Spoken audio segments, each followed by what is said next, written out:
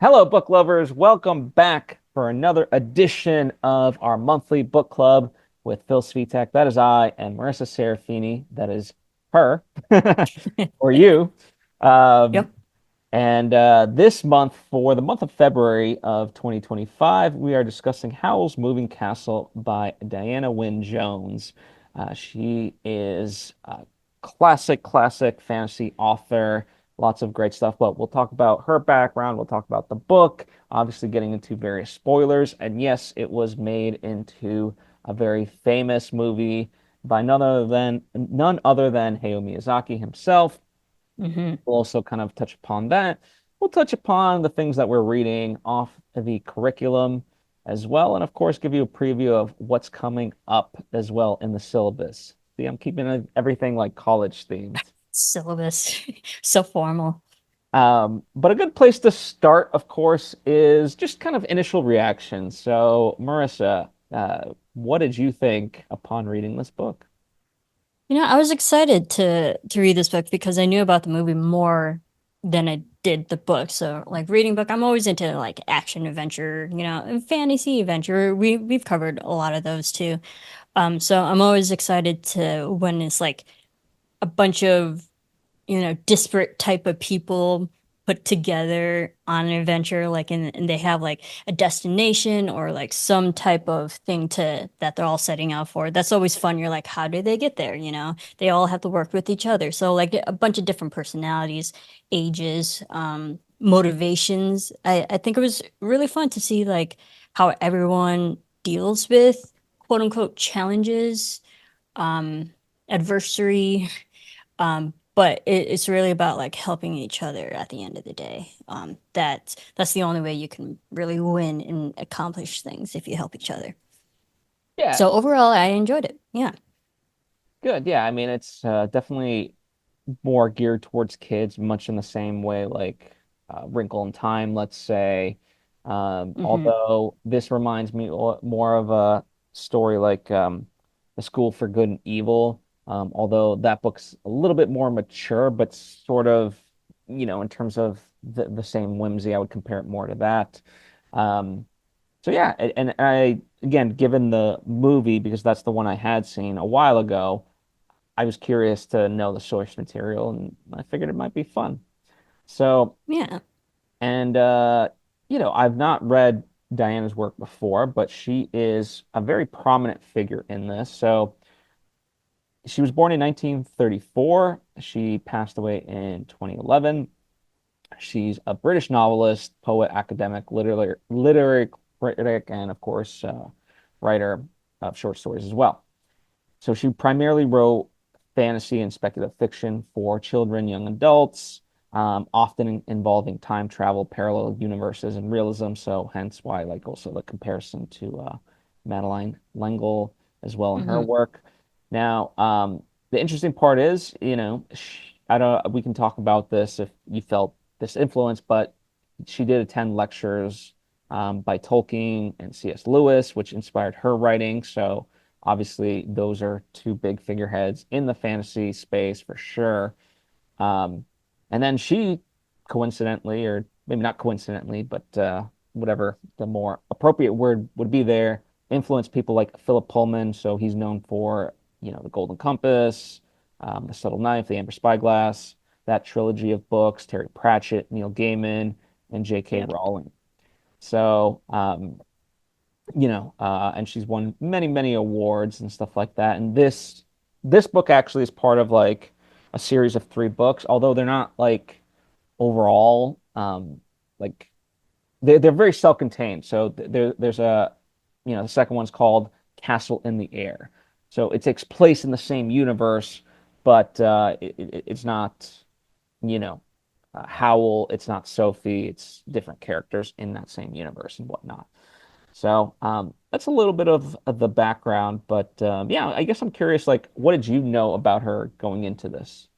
Quite honestly, I didn't know anything. But doing like reading the background research that you've done, and you said, her influence is C.S. Lewis and J.R. Tolkien. Yeah, that totally makes sense. It was like, and especially her being a British author, it's like and like C.S. Lewis and all of them. It just like you can understand.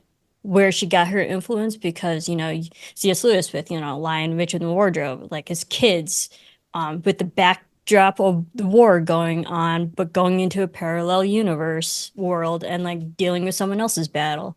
So it's like I get that. And it was like, and even with, J.R. Tolkien, it's like, sorry, I'm gonna just go to the most originals that people most notably know is like, Lord of the Rings and stuff, is a bunch of kids or like hobbits more so, but like a bunch of young people who aren't, who have to like grow up quickly because they're thrust into war and like they're put into situations where, there are more adult situations rather than being kids, So like I think I picked up a lot of that, especially when it came to the Sophie character in this. She is a young girl, but ironically, she's turned into an old woman. So like even the reverse ageism, that like now she's kind of forced to be more mature because she looks more mature. She's physically more mature, and people are treating her like she's an adult instead of a young woman. So it's just like you can see how age and experience influences how people treat you, and I definitely see the realistic patterns of just like experience and an age really, and like how serious someone will take you. Yeah, and for sure.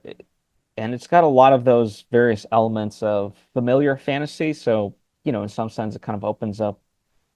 Cinderella comes to mind, but you can graph it onto others where, you have Sophie, and then she has kind of like the stepmother, and then the father dies, but she has now like a stepsister as well. I mean, there's technically three sisters overall. And it's not quite like the evil stepmother necessarily, but it's not necessarily supposedly the best relationship, and kind of things lead from there. Um, and so that's one example of like there's a familiarity to the whole venture, right? You've got wizards, you've got witches, of course, Mhm. and all kinds of, magical realism elements, so tied throughout. But the story on its basis, especially since I'm kind of in it, begins with that, and her name is Sophie Hatter, and it's funny because like a lot of the characters and their last names are named after what they do, right? Right. And so she works at a hat shop. She's really good at it, and lo and behold, something happens out of the. She's the oldest of the three. It's something happens out of the ordinary, where the witch of the waste, the wicked witch of the waste, sounds a lot like Pretty the wicked much. witches, Of the West. yeah. Or some any Yeah. wicked witches. Yes. But she's from the waste, and she, as you mentioned, curses her, and she becomes an old woman, and she sets off on this adventure. Um, Now, there's a lot of stuff that happens.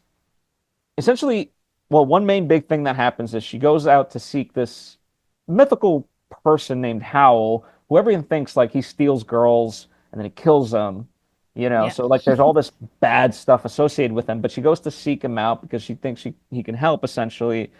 And then she ends up being like his maid. And then we get Pretty much. the bulk of the book is like the adventures of, Sophie's maid work. And then we kind of dispel the curse and whatnot. But I'm just curious, like, as far as, the narrative structure of it all, you know? Yeah, and I don't mean to like go immediately into comparisons with the film, but reading that, it turns it into like a more darker kind of story. And like, yes, this is sure young YA type of fiction, but also like there's a darker element to it, especially like this guy kills beautiful women, it's like he's not a good thing. But then if you go to the movie, it's just like this guy is interested in beautiful women, and he helps quote unquote beautiful women for the most part. And so like that kind of change the motivation a little bit and like how we perceive Howl, because I feel like in the movie he's quote unquote a nicer guy than he is in the book.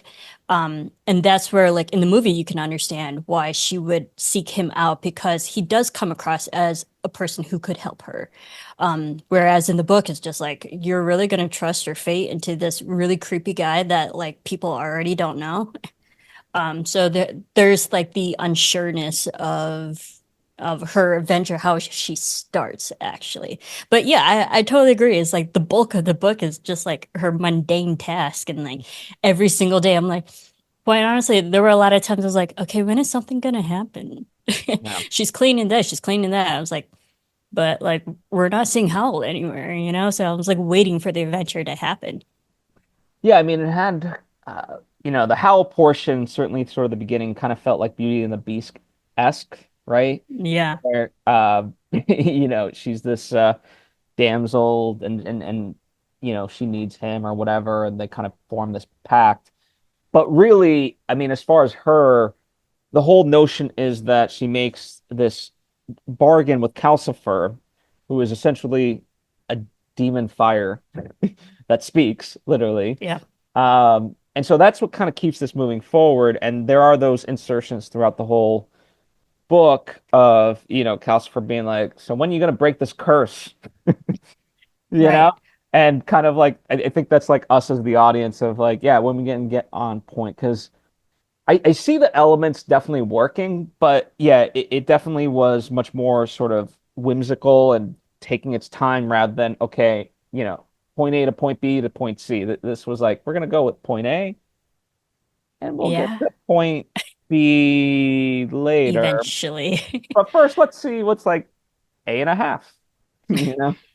Right, exactly. And like I gotta admit, like I loved Calcifer. I loved his personality. I'd like to think he's kind of like the voice of the audience who's or just the reader, like, yeah, when is something gonna go along? He's the one who's kind of like pushing the characters in the story forward because it's like we got it, we have things to do.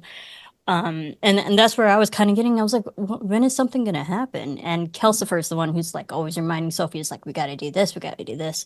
And just his personality, I felt like he was kind of like the comedic relief because I don't think we ever really got the age of Calcifer. But we can assume really like he's probably a more experienced man who's seen more of the world.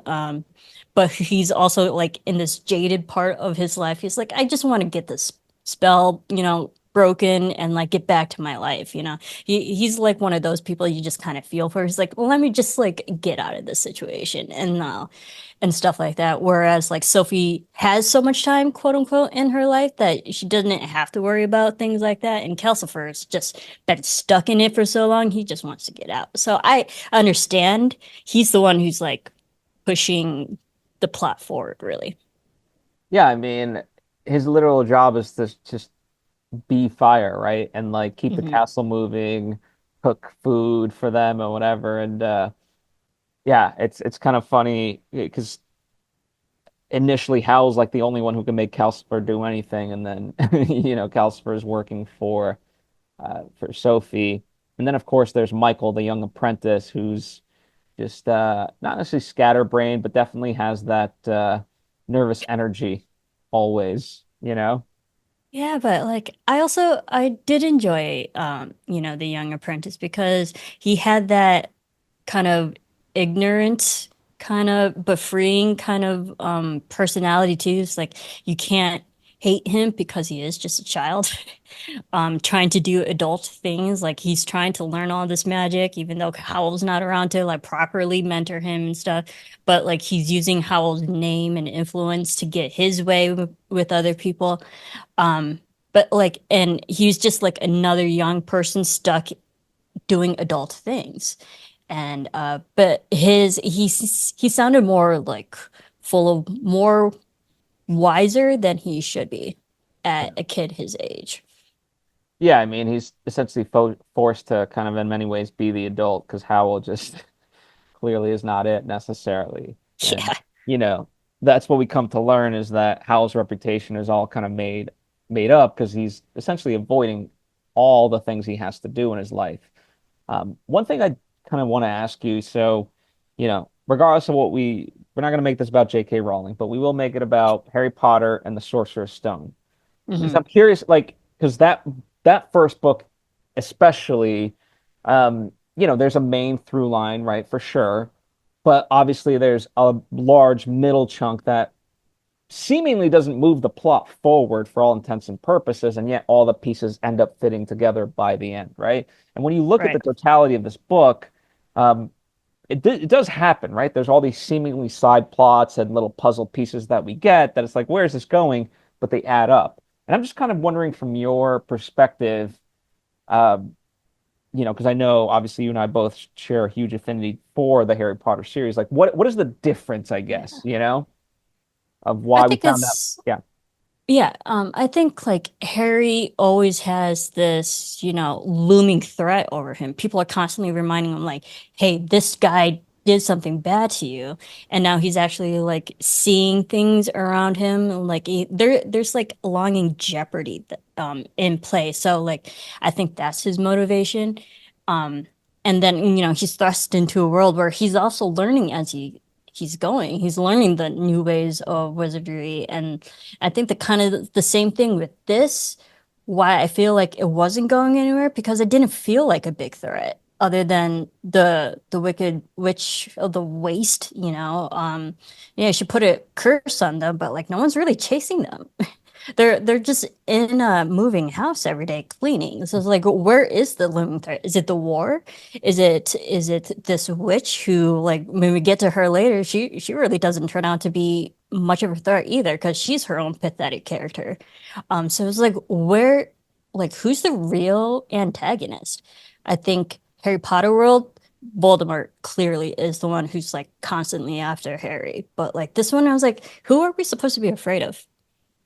Yeah, and I guess, to add to that, regardless of whether we know it or on a conscious level, each book is 1 year, right? So it's building towards something, right? Like Hmm. as we progress through the school year, like, okay, well, what's going to happen? At a certain point, we're going to get to the end of the school year, so clearly something must be culminating. Here, we could have a chapter, and then for all we know, a year could go by in the next chapter. We just don't have that sense of, and not that it does, but like as you're reading it, you just don't know of, there's no like event to ground you towards of like, okay, that ticking time bomb that we're getting ready for. And it starts to get Right. introduced later as we're talking about like how Howl's curse starts to be unraveled. But I would say that's like 2/3 of the way Later. in, you know, is when we kind of get that really going for sure. Yeah, Um, and I think the thing is like with Harry, which with what you say is like every year Harry's becoming a stronger, wizard. He's learning more magic. And like but there's always like a through line in every year that helps him defeat Voldemort. Like the second one was the diary. The third one was, third one wasn't really about Voldemort, but it was like gaining family to help, bring the Phoenix, the Order of the Phoenix. And it's like every year, like we're chipping away at Voldemort because of like what he's gaining within the year. And like this one is like, we don't really get anywhere until we learn more about Howl, but Howl's nowhere to be found. He's just like off shirking all his dirty duties, and that's where I'm like, okay, when is something gonna happen? We need Howl. The movies are like the story's called Howl's Moving Castle, but where's Howl? I feel like he's supposed to be the main protagonist, you would think, but it's really Sophie's story. yeah. I mean, I guess it might be a silly question, but did you always think that Sophie and Hal would end up together and, true love's kiss sort of a thing? No, I didn't because I think they're just maybe I'm used to like always watching something and like waiting in real time for like that romance and chemistry to really, flush out, and then they like get to the point where they hate each other, then they start respecting each other, then they start loving each other. There's a real time like, oh, now you can see them falling in love. And this one I don't feel like there was enough time for them to create that type of romance, especially after knowing that he was interested in other women, not her. So it's like even from the get-go, like he's thinking about other women. So like, oh, you're a woman chaser, and like now you're just gonna turn to her because she's conveniently there. And so I didn't feel like that chemistry was properly set up. Mhm.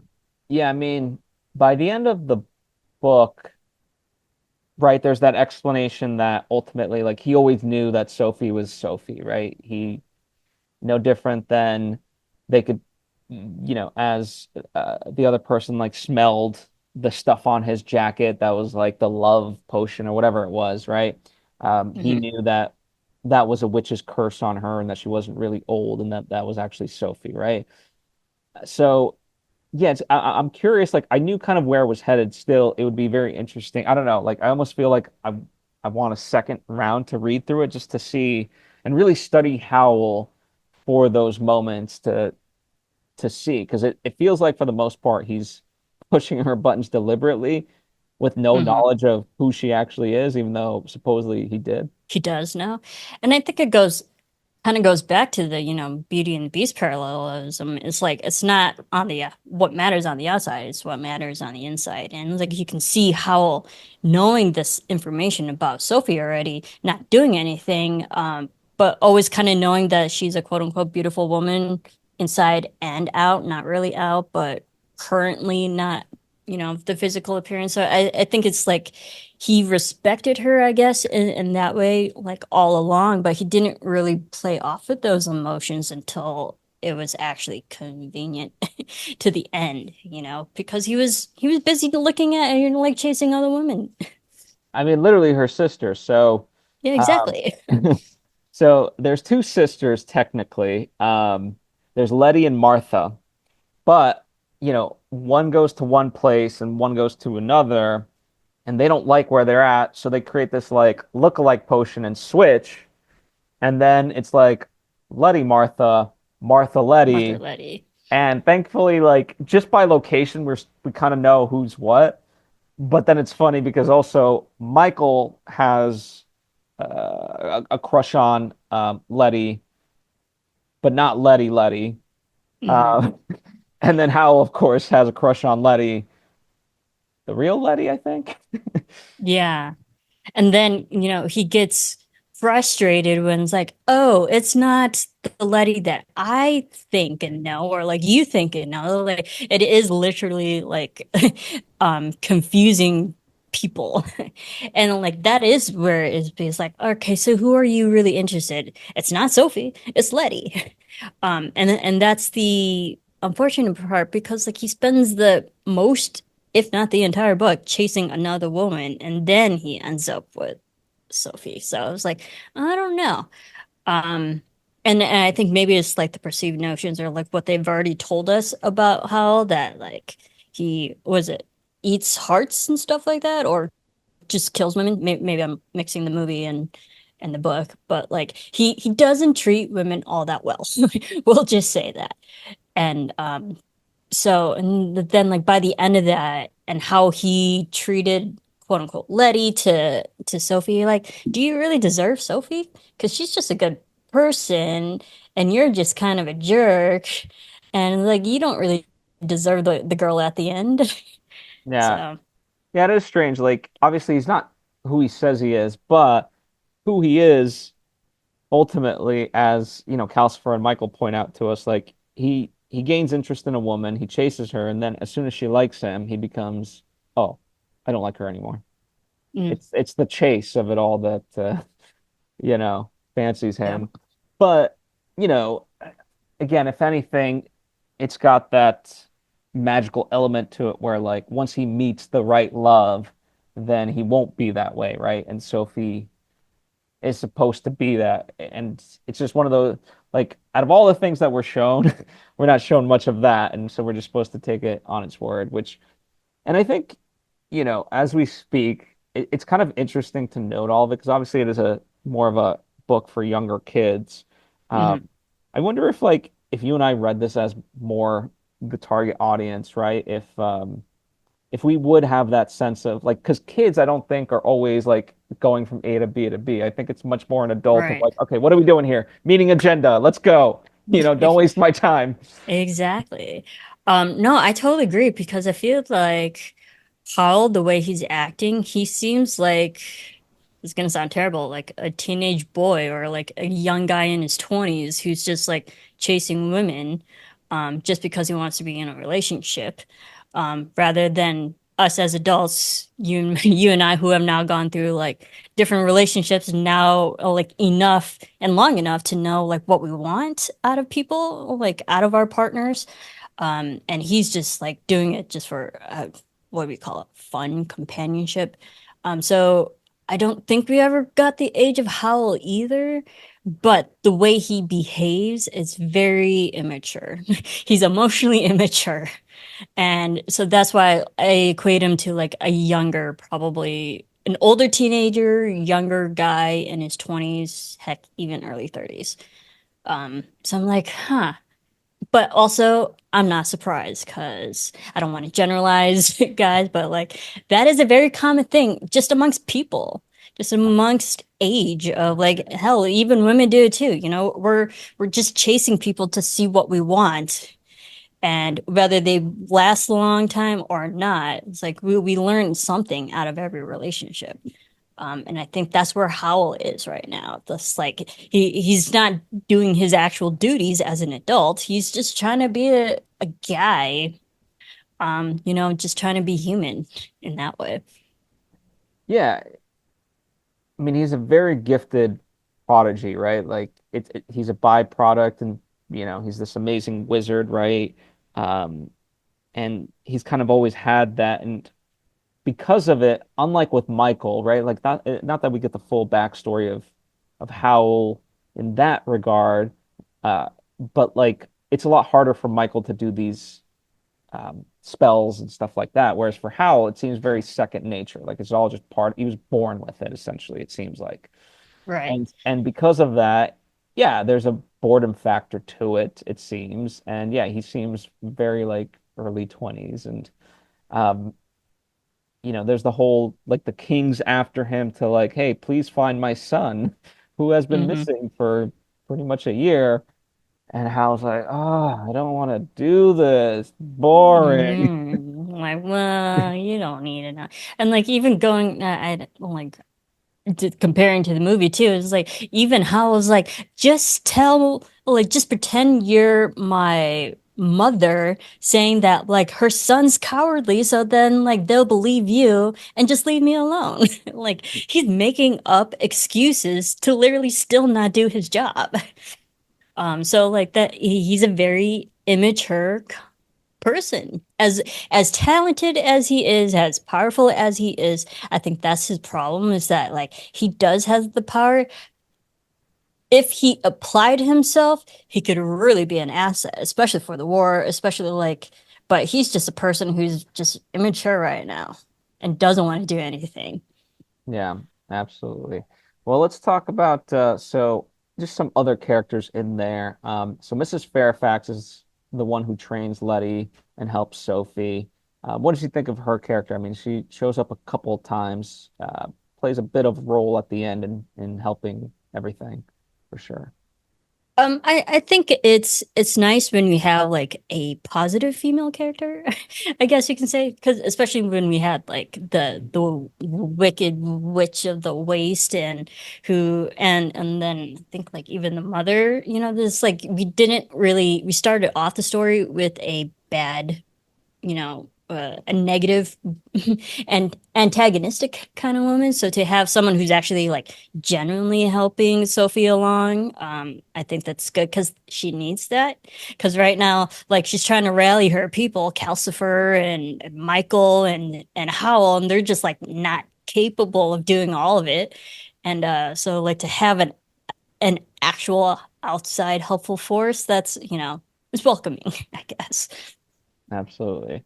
And then of course we have the stepmother, Fanny, who it's one of those like perspective shifts, right? I believe it is Martha who tells Sophie that like, hey, Fanny's just using you, doesn't really care about you. But then by the end, that gets reconciled, whatnot. So not we don't see her too much, but her presence is felt, if you want to say it in that way. But curious to hear your thoughts on the wicked stepmother trope.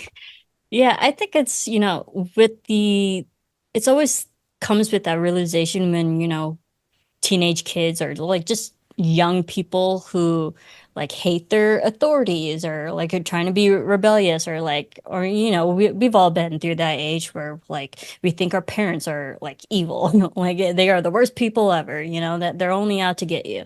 And I feel like that was probably the image that they like Sophie saw her as. But then as she got more mature going through this adventure, because adventure ages people, and like opens people's eyes to things. I think she's like understanding the true meaning behind what Fanny did is like, oh no, there are good intentions there. Maybe not executed correctly, maybe not said correctly.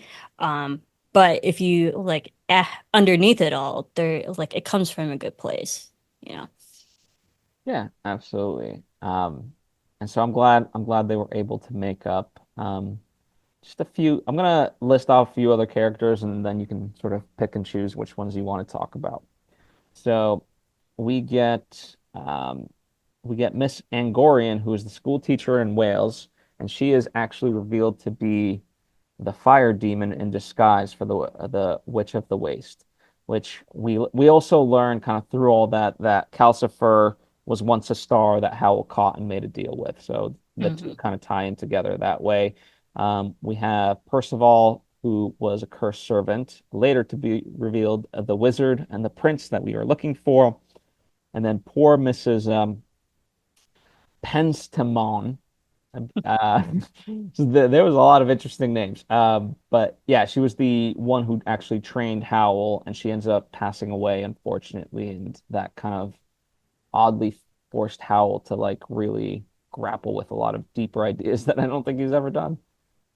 Right. I think it especially with the Howell's mentor, I think it gets to the point where like that might have been hopefully like the turning point where Howell like will actually start paying attention to what he's supposed to be doing, realizing how big of an influence she had on his life and his abilities and stuff. It's like, oh shoot, like someone who's like actually meant something to him, and to lose that, like I think that's like one of the you know eye-opening awakening moments in his life that he kind of needed to push him along in his character growth, I guess.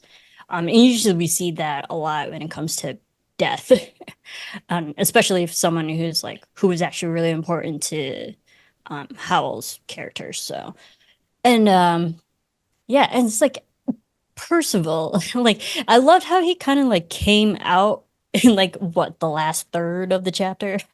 Yeah, And I was like, okay, now we have like another character to. I was like, how many people are gonna like join in? But um, that I'm glad like he wrapped up the two missing characters that we were missing.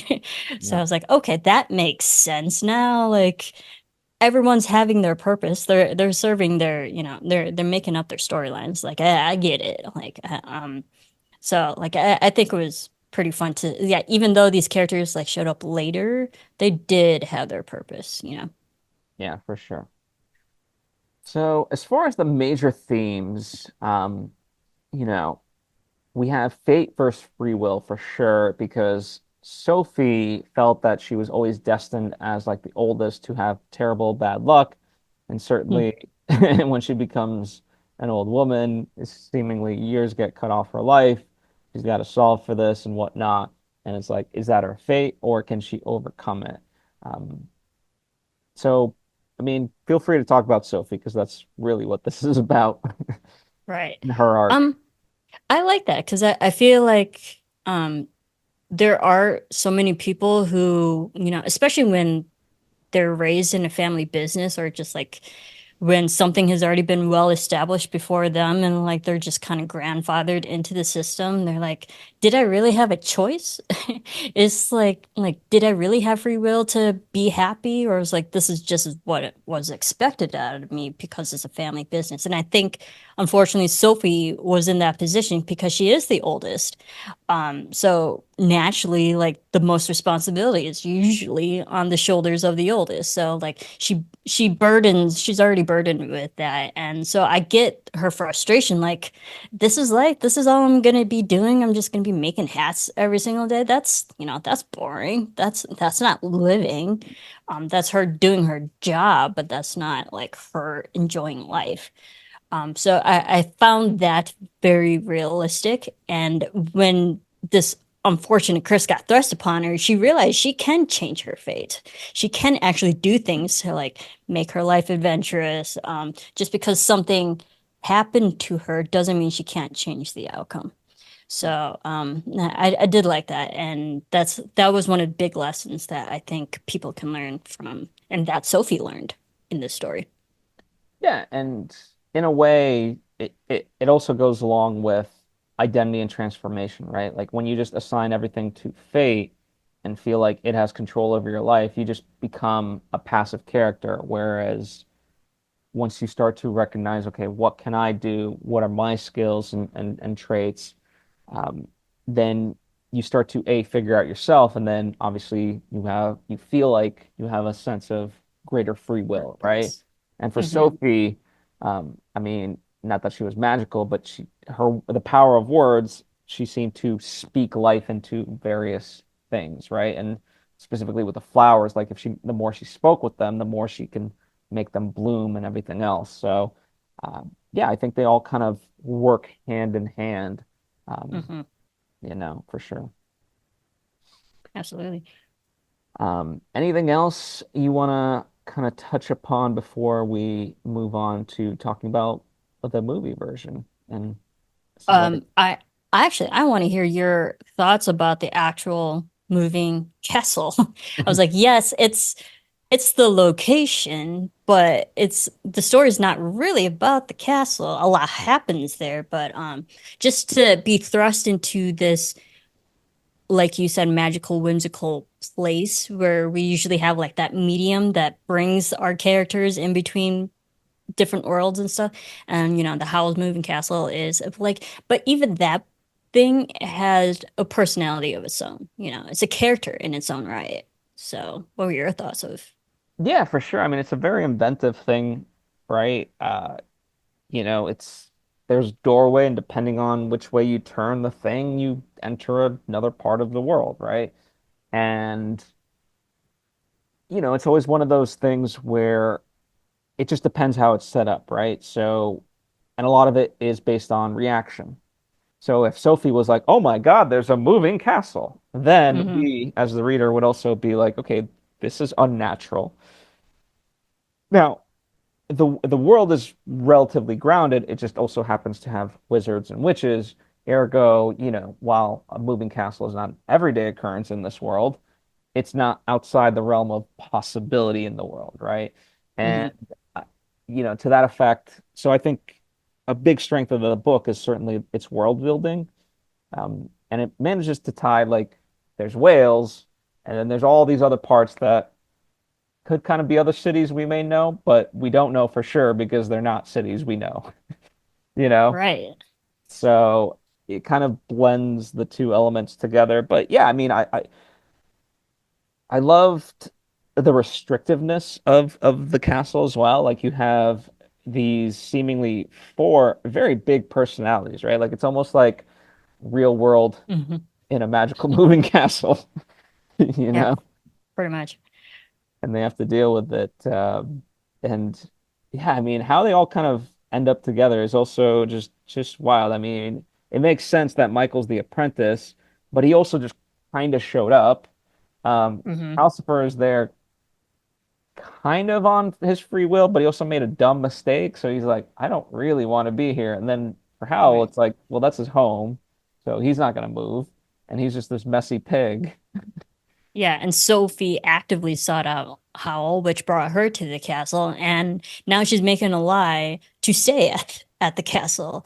And and that's what I do enjoy by like ragtag teams. You're like all these different personalities, somehow they all have to come together and like work itself out. And what I liked about the castle is that like the opportunity that they could go to different quote unquote worlds or different cities and whatnot.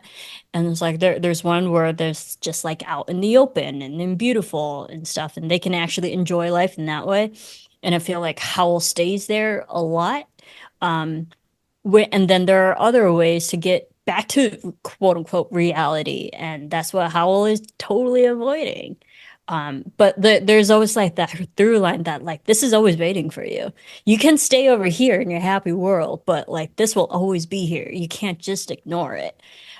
And I think that's one of the like visually personified within the castle that there are duties that you have to do. There are things you have to, see to and attend and people to help.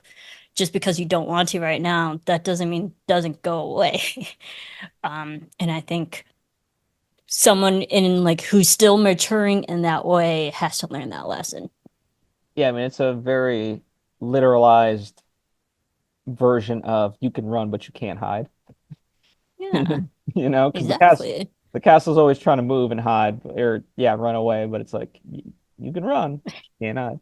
Right. You really can't. Yes. Well, in the end, Sophie and Howl lived happily ever after, and everything was all good. Um, at least according to this book. As I said, if you want more in the adventures, there's Castle in the Air, which is written in 1990. This book was originally written in the 1980s. That book came relatively close. And then there's a third one called House of Many Ways, which is a continuation of the Howl series. That one was written in 2008. So one of the last books, because she, died in 2011. Uh, Mm. that one I'm not quite sure how it continues, but in my mind, Sophie and Hal will live happily ever after and will be changed into good people. Hopefully, and hopefully Howell's just a little bit more mature. um and grows up just a little bit. Just a little bit. So the movie itself was made in 2004. That's when it came out. And of course, it is made by Studio Ghibli, the studio that does all the Miyazaki movies. Um, Not literally, there's one that like they didn't do, but pretty much ever since the formation Basically. of it. Yeah, basically. Uh, and yeah, so, one of the things that like changed, with talking about the castle is Miyazaki made it a little bit more inventive and gave it like essentially legs, whereas Diana's version didn't have it, but she was seemingly all in favor of all the changes, both narratively, visually, stylized, and all that that Miyazaki did with her work. So that's very interesting, and yeah, I mean it's a as far as those movies, of course, there's Princess Mononoke, Spirited Away, and now I guess you can count like The Boy and the Heron as like being probably Yeah. maybe the top three. But Howl, I would say it's definitely, above the middle, it's in that top half. I agree. And I think when you just hear the word moving, it's kinetic. You're kind of already conditioned to think legs or something that helps something move. And it's because castles generally aren't inanimate objects. So I was totally okay with that. And anyone who's watched the movies, like, it's not your typical conventional castle either. It's not like this grand, luxurious place. It's like it looks like a pigsty. I mean, she lied and called herself the maid and be like, this place is dirty. Let me clean it for you. So it's not like all the conventional ideas of what you think a castle is. And I think that's the interesting thing because that's also not exactly who Howl is, I think that's he was just so against everything that he's supposed to be doing. And even like living in a castle, he's like, I don't even want my castles to be important enough. So I think it's just like, uh, and the cool thing is about like the movie, it's very colorful. It's very visually colorful, even within the world. And yeah, once you go in the inside of the castle, it's dark, but like once Sophie starts cleaning it, like there's more light that's breathed into it. Like Calcifer has more room to like be warmer, and like all these different colors also get introduced into that place. So I think it's like it is a visually gorgeous film, and I can understand why Miyazaki wanted to like give like actually give this world an actual look, and Yeah. I'm for it. It's very very creative and very fantasy based, where like I can understand why this movie got so much praise. And it's a perfect marriage in my opinion too. Like Miyazaki, yes, with maybe The Boy and the Heron and Princess Mononoke, they're a little bit more adult themed, but most of his work tends to be for younger kids Mhm. and that fantastical element. And so between the two of them, I think that's a perfect marriage of creativity for sure. So yeah. All right. Well, now we are at the portion where we discuss what we've been reading outside of here. So, want to kick us off? Yeah, this has been a crazy fast month. How the heck are we already at the end of February? Recently I have just read The Tattooist of Auschwitz, which I know you read. Um, and that book like blew my mind. That was just so good. I read it in like 3 hours. I was like, this, oh my God. I was like, more people need to read this. And like I was just so like engrossed in it and the characters, like I cared about everyone. And then when I did my research on it, I realized that like that's part of a trilogy in of itself too. I was like, oh, there are more books I can keep reading. So then I read Silka's Journey, which is Silka is a character in the first book that she kind of disappears and like kind of like we as the readers don't know where she goes, but then learning that there's a whole book dedicated to her, you're like, oh, okay, this is what was happening when she disappeared. So those are really the only two that I've read so far lately. And then I have I have our next book that we're gonna or like that we're gonna read, and also the Astonishing Color of After, which is also a young adult um story, but it deals with a lot of death and making the protagonist like come to it's one of those coming of ages stories. So Very cool. Yeah, and I agree. The Tattooist of Auschwitz, very, yeah, it's a very profound book, right? Like it's like love wins out, right? Like they survive mhm. Auschwitz because of love. So it's both an uplifting story, but obviously with a lot of very gruesome details given the circumstances. So, um, Right. I mean, tone-wise, I guess I'm trying to think of something to liken it to. Not quite like Shawshank Redemption, but maybe something similar to that. Maybe Schindler's Yeah. List as well, although, Mm. neither of those obviously have love at its center, but, you know, Right. I think it's more so the idea that there's something to look forward to. They had love and like they had a plan. They're like, if we just hold on to this idea, that'll keep us moving forward. And I think it's, just like the idea of something positive is waiting for them at the end. So I can see it more on the Shawshank Redemption. Like it might be the long game. So like your only duty right now is really just to survive. yeah, And that's what everyone in the book was. It's just like, just survive now. We'll have a good future later, but just survive now. That's the our biggest problem. absolutely. Well, on my end, I have gone through The Odyssey by Emily Watson. Uh, Nice. and she also did do the Iliad as well. She actually did that after. So I do want to check that out. And I guess I didn't. Maybe this was dumb of me. I didn't know this, but so a lot of the versions of the Odyssey are actually novelized, as opposed to so what makes and of course there's the poetic ones, but the Hmm. Odyssey itself is a poem that was recited and stuff like that. And I've yet to actually read the full history that Emily, like I'm telling you, she wrote 100 pages of an introduction on the history of because Homer is an amalgamation ultimately. It's not like Homer wrote the thing, Right. it got passed down and blah blah blah. But anyway, so she translated the original poems as close to its original Greek and all that as much as she could. And yeah, as a poem, I see it and it's fun. So, and I'm not saying the novelizations are bad, but it's just this felt like the most true experience, even though I've not read the other Odysseys, you know? Right.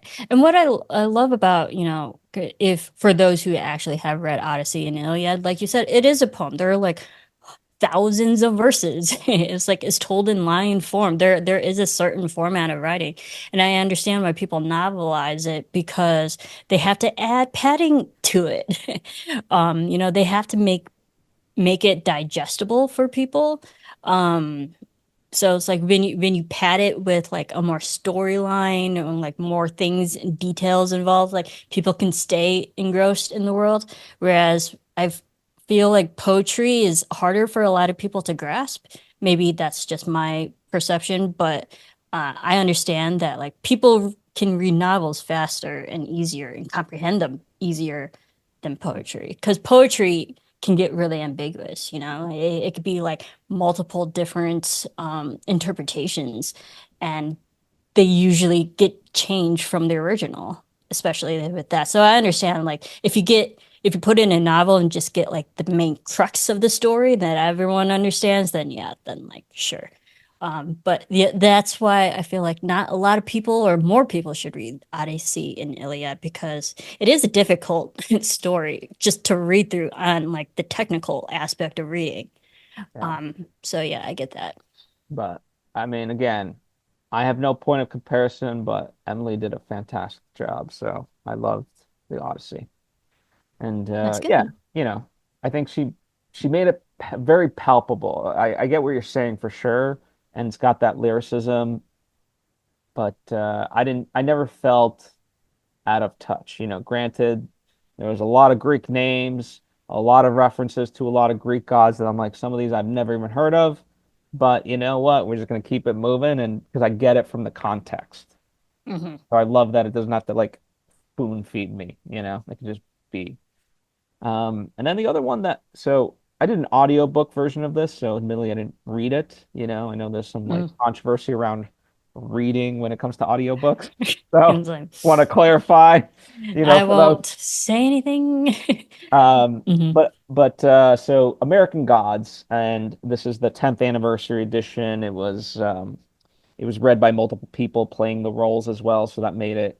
Because normally I don't like to listen to like I can do a nonfiction because it almost feels like a podcast, whereas like Mm. with a fiction, it feels strange because I'm like, wait, who's talking and where are we? And I lose, you know, if I space out, then whatever.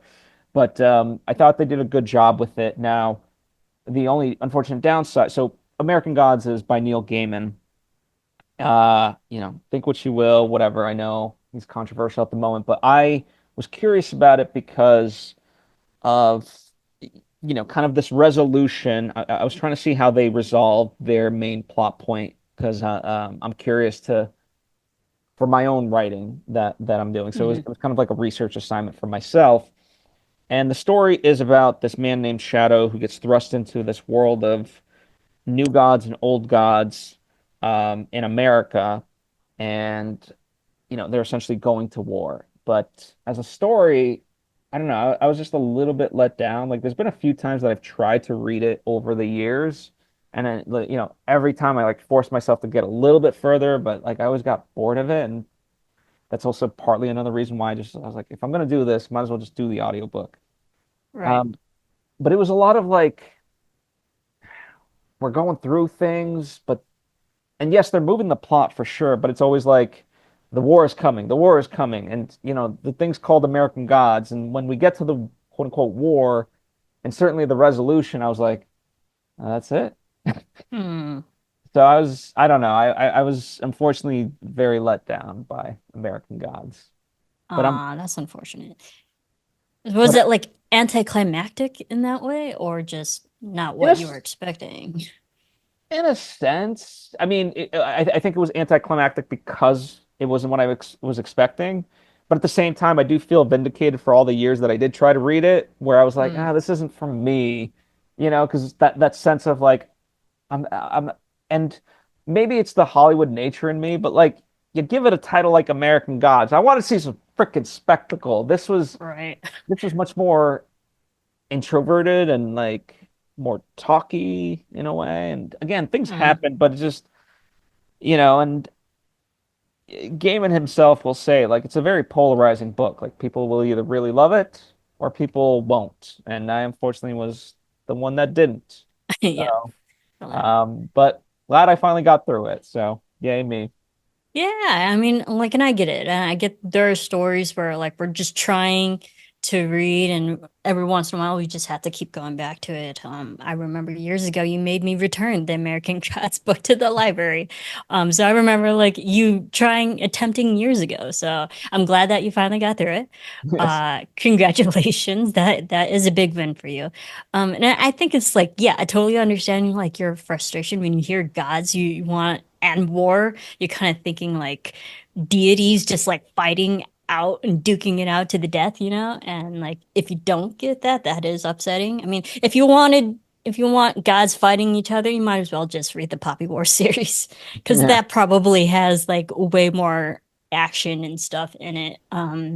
And like more deities fighting each other. So Yeah. Yeah. may Like, like I'll put American Gods now lower on my reading list.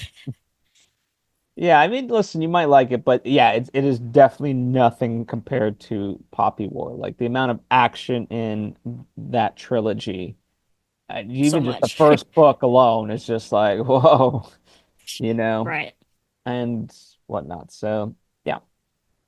All right. Well, let's talk about our upcoming reading assignments. Wanna kick this off for your March selection? Yeah, so we're gonna go on a more comedic route, I guess. A comedic realistic route. We're gonna read Confessions of a 40-something fuck up by Alexandra Potter. Quite honestly, I had watched the TV show that they based it off of, which is called Not Dead Yet. And I found that show so charming and realistic. And maybe because I'm just also a woman in my 30s, it resonated a lot with me. But you don't have to just be a woman in 30s like struggling. It's more just like anyone like going like resetting their life. Like because it's basically like a journalist, you know, she up and moved her life for a man and then that didn't work out. So now she's like went back to her old job, but she's not even at the high position she was. Now she has to start lower. So it's like really just like again starting from the bottom, but having a different perspective on it. Like, oh, like she feels like she's behind and like she fucked up early in her life, but no, she's coming with more wisdom and going like basically getting a second chance with a more wiser approach. And that's I feel like we're gonna learn a lot of life lessons in that book. So All it right, should be nice, good for anybody. nice instructional book before we hit our 40s. Yes, pretty much. Hey, they're getting closer than we want to admit. So, I'm okay with the aging part. I'm not okay with the state of the world part. oh yeah, absolutely. You Yeah, no, know? I totally agree with that. That might be like a, a conversation for a therapist, not here. All right. Well, so we'll go from that fun, charming book to something quite serious. Song of Solomon by Toni Morrison. I figured, I feel like this is like a book that's banned in various places, and so I figured, you know what, it's time we took up the mantle and read it. And I've read other like Bluest Eye, right, and other stuff of Toni Morrison, but Song of Solomon, according to many, is like her greatest work. So you know what, let's dive into it. So that's There what you I go. have for April. Awesome. And of course, I still don't have a decision for us for May. All good. Well, like I'll eventually have a choice for us the next time around. Yes. Well, in June, as of now, we have Avatar: The Last Airbender: The Reckoning of Roku. So this is Woo. technically book five. I don't know how that ruins things or not, but I picked it up one day because I was like, "Ooh, an Avatar book. I like Avatar and I like Legend Hmm. of Korra, so hell yeah, I'm in." And I didn't realize it was a book five, but we're in. It is, and I love Avatar, and I love, you know, Legend of Korra. Like all my artwork is Legend of Korra. So yes, I'm very heavily involved in that world. I have all the books. You know, Kyoshi, Yangtze, like they're the previous avatars that start before Aang and Korra. So like it's very interesting because the thing I'm excited for is Roku. He is the closest in generations to Aang. He's like actually connected. And like when you watch the show, you see Roku in action, so like we actually know who he is. Whereas the other books, in series 1, 2, 3, and 4, they're like centuries ago.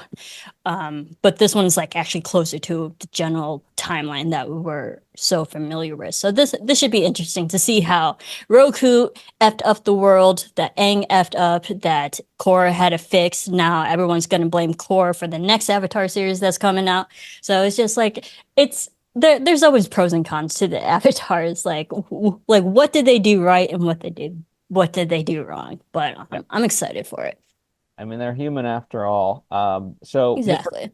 just for a clarification of me and I guess the audience by extension, you have not read this one though. So you have the books, but you've read them or not read them?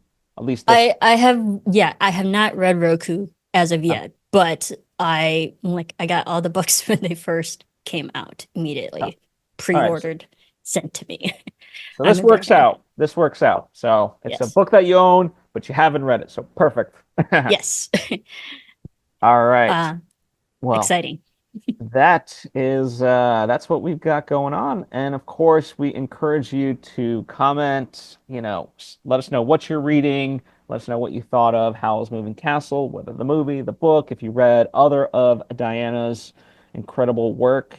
She's as we highlighted, got plenty of other books that are held in very high regard. So yeah, it would be wonderful to like deep dive each of these, but we try to like pick and choose. And in fact, we got I will say it's always very gratifying. We got a very nice message from Indonesia about the book that we read called This Earth of Mankind, which admittedly was a book that we didn't love, but we understood its importance within the world Mhm. and it being told, and to have that be be seen and someone felt this kinship just by us simply talking about it for the length that we did. In fact, last month's book that Marissa picked, um, the Five five Wishes of wishes Mary of McBride. yes. Yeah. I just knew I had to get enough flow to be able to say it. Yep. But Joe, the author, he had seen our episode and he commented saying, what a thoughtful job we did. So, yeah, even though we might not get the millions and millions of views as some of this other stuff, we love introducing you to all kinds of literature. And when it connects, that's our biggest joy. So, I don't know if you want Right. to And add on to that. no, I totally agree. And I think it's like we're not doing it for the views, obviously. We're doing it because we purely love storytelling. We love writing, we love characters, we love all that. Like we are just general readers. And I think we do this to, keep our friendship going and other things and stuff. But like we just have that general curiosity for storytelling and other people's stories. And so yeah, we might be talking to like a small pool, but it's the pool that matters because they actually, relate to us. They resonate with us and stuff. So it's not I'd rather take the small people that are actually like focused and like appreciate what we're doing compared to like a million plus people who don't know what we're doing. So that it's more meaningful that way. Yeah, absolutely. Well, thank you, dear readers, and we'll see you next time.